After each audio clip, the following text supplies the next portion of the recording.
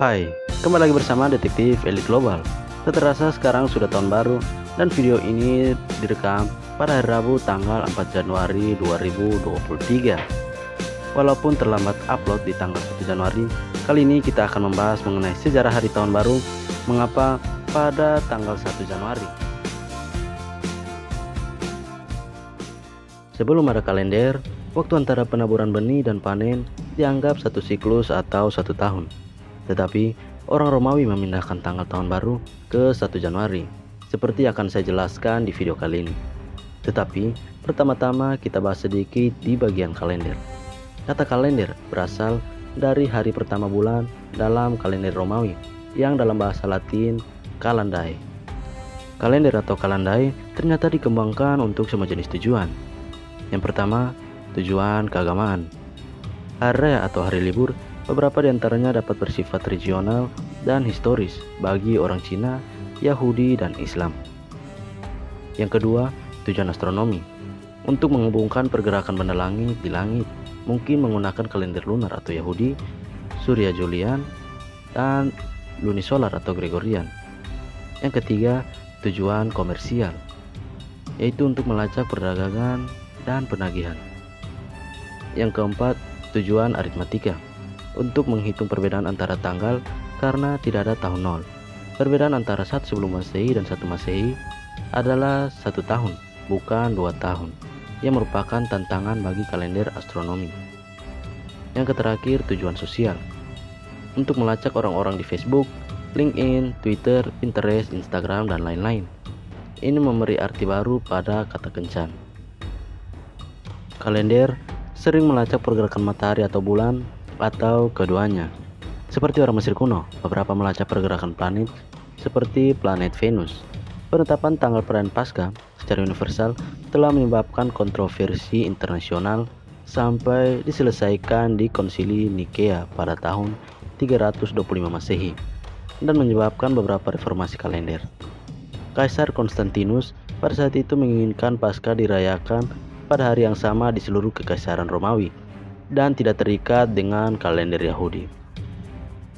Jika Anda tidak menghitung Paskah, hanya ada 14 permutasi berbeda dari kalender Gregorian Standar Internasional de facto atau dinamai menurut Paus Gregorius XIII yang menetapkannya pada tahun 1582 yang sekarang umum digunakan. Tetapi karena tanggal untuk minggu Paskah bisa sangat bervariasi, ini adalah hari minggu pertama setelah bulan purnama Paskah, selalu vernal equinox, dan jangan lupa tahun kabisat, ada 70 kalender yang berbeda. Berawal dari pembahasan kita tentang kalender, berikutnya kita akan membahas tentang tanggal hari tahun baru. Jadi kita kembali ke tanggal untuk tahun baru. Awalnya itu dirayakan pada akhir Maret ketika musim semi dimulai dengan vernal equinox.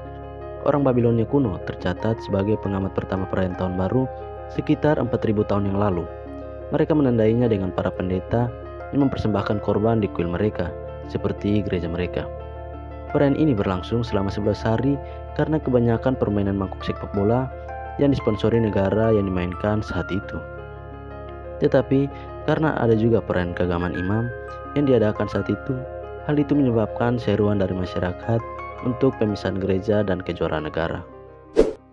Berikutnya, Tahun Baru Romawi. Bangsa Romawi juga merayakan Tahun Baru di bulan Maret. Namun, ada begitu banyak penyesuaian pada kalender mereka oleh penguasa mereka.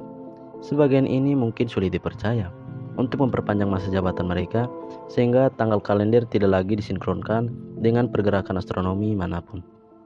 Senat Romawi dipaksa pada tahun 153 sebelum Masehi untuk memulai tahun baru pada tanggal 1 Januari.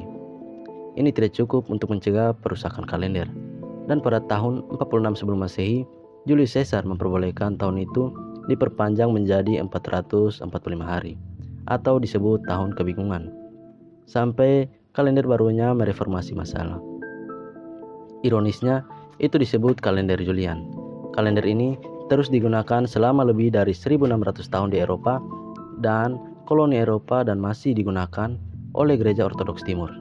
Secara umum, tanggal Julian dapat dihitung sebagai 13 hari lebih awal dari tanggal kalender Gregorian.